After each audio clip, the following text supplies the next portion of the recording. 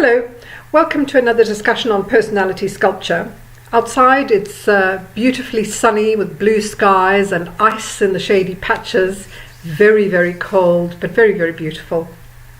Ice on the water, ice on the grass, very lovely. Anyway, I wanted to talk about the power of intent today, another aspect of personality sculpture, if you like. So, of course, the first thing we discover is we have choices. We have choices about who we want to be at any moment and any time. The thing that falls out of that, if you like, is the realization that one has a responsibility in making the choices. Okay, one can choose to be an idiot, or one can choose to be someone who's considered, okay, who has a brain, who's functioning.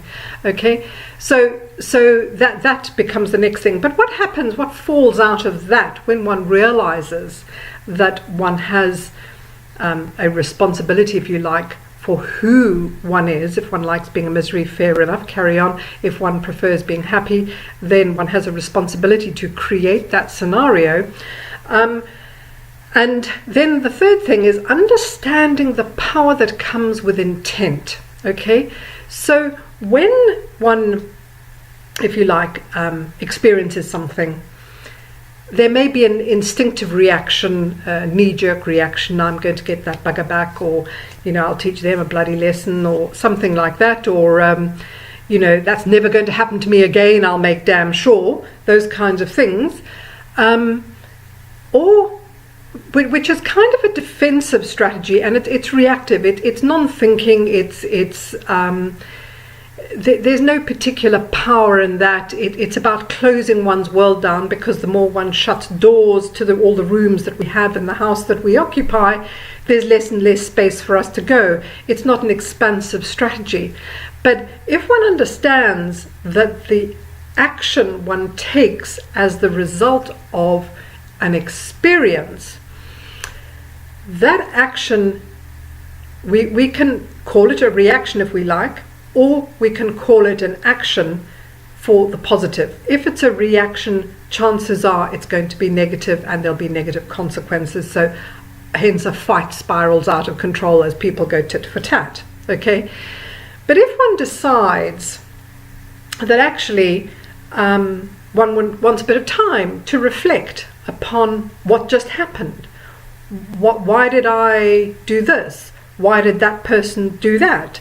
Do I like what's happened? Did I play any part in this role play, if you like? Okay. Is there something I can do to change the outcome of these role plays? One of the things you'll learn to understand is that until a problem is understood, it will recur until the point in time it is understood, in which case it will vaporize. So if you don't like the experience you're having, understand that there is a way to change the outcome, and the way to do that is with intent. Okay, so when one experiences something and then one decides, look, am I going to react as I've always done, and I know what the outcome's going to be, it's going to be X, Y, or Z, okay? Or is there something that I can do to change the outcome of this experience? In which case what you're talking about is not so much reaction, but action, okay? Which to me is somehow more positive, because you're making a conscious decision to do something differently in order to try and trigger different results. Okay, now what do they say about the sign of lunacy, or the sign of madness is doing the same thing time and again in the hopes that something different arrives. What I'm talking, which is kind of true really, that's what sheep do, somehow hoping against hope that things change, despite the fact they never want to change anything that they do.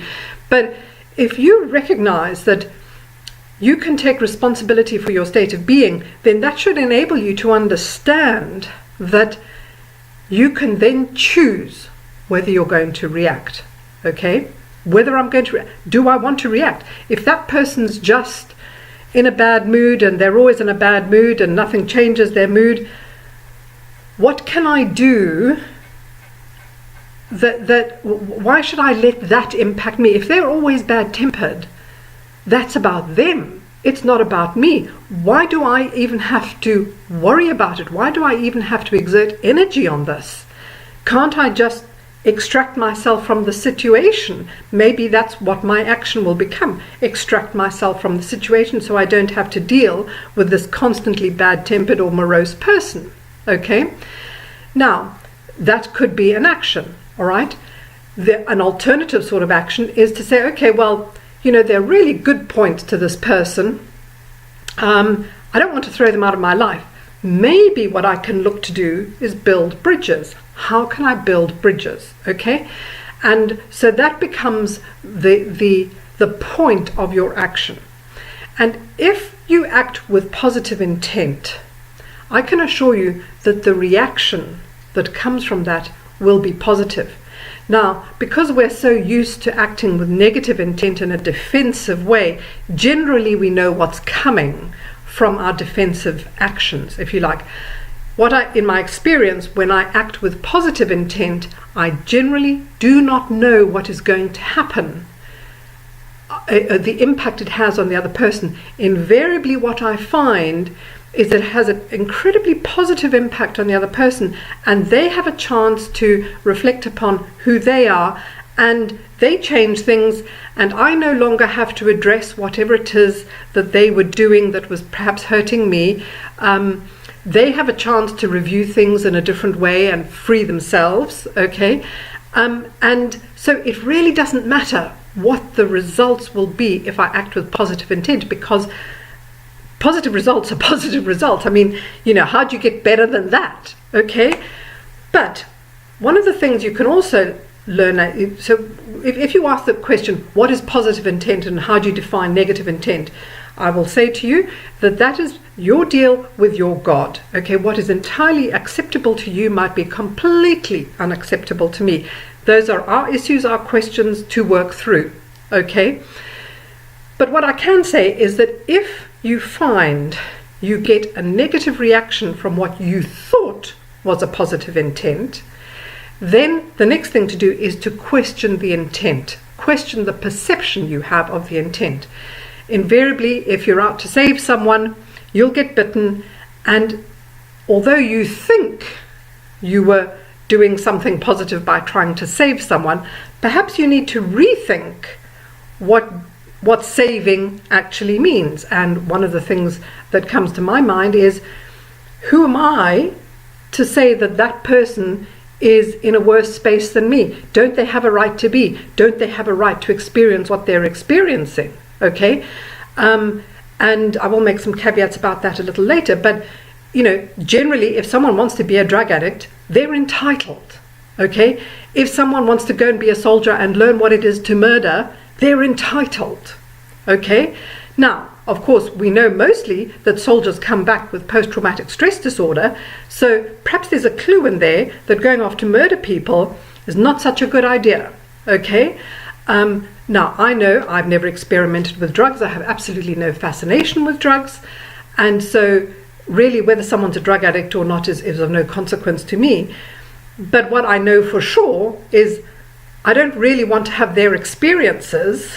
That holds no appeal to me. Traveling holds appeal to me, not going down those particular roads. So let them have their experiences, and given if you're into personality sculpture, you understand that death is not the end of the road.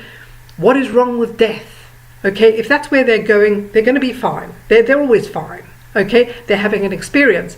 So then it comes back to the question of what is saving all about. If I think and I'm making a subjective evaluation that my space is somehow better than the other person, well, first of all, I'm not perfect. So what makes me think I'm better than anybody?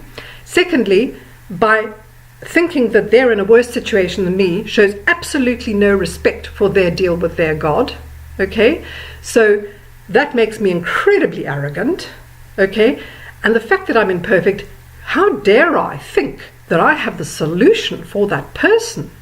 Okay, so all in all, was saving someone really a positive intent? And in my findings, I find no, it wasn't positive. Actually, what I'm looking at is arrogance. Actually, what I'm looking at is being judgmental and with no respect for the others. So there you can see that's why I would tend to be bitten when I tried to save someone, because my intent, although initially I thought it was positive, turns out to be it wasn't positive at all. It was negative. Okay, but then I learn. It's not a big deal. I learn. Okay, I've learned how to respect people.